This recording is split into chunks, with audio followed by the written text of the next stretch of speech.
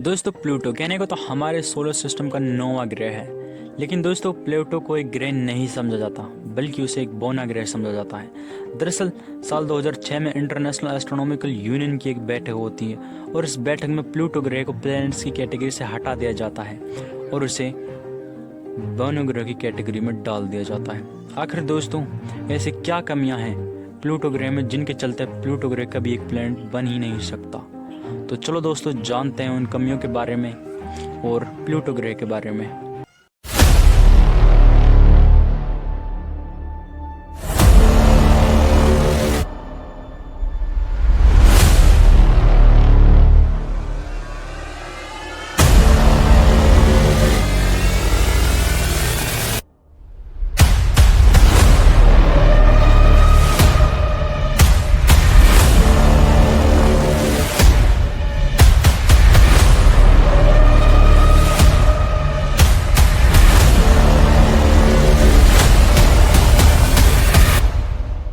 दोस्तों प्लूटो को प्लैनेट्स की कैटेगरी से हटाने का एक रीज़न ये है कि वह बहुत छोटा है।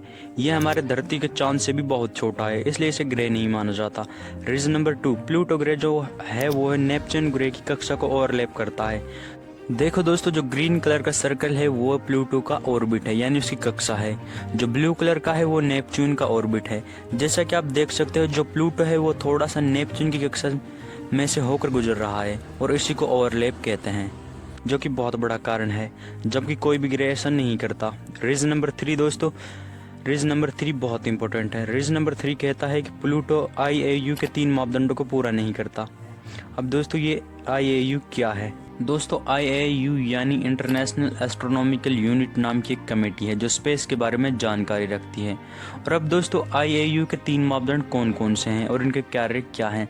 दोस्तों IAU के मुताबिक कोई भी ग्रह जब तक इन 3 मापदंडों को पूरा नहीं करता तो वह एक ग्रह नहीं कहलाएगा। फर्स्ट है कि कोई भी ग्रह सूर्य की कक्षा में होना चाहिए। सेकंड है किसी भी ग्रह को हाइड्रोस्टैटिक संतुलन बनाए रखने के लिए पर्याप्त द्रव्यमान उसमें होना चाहिए।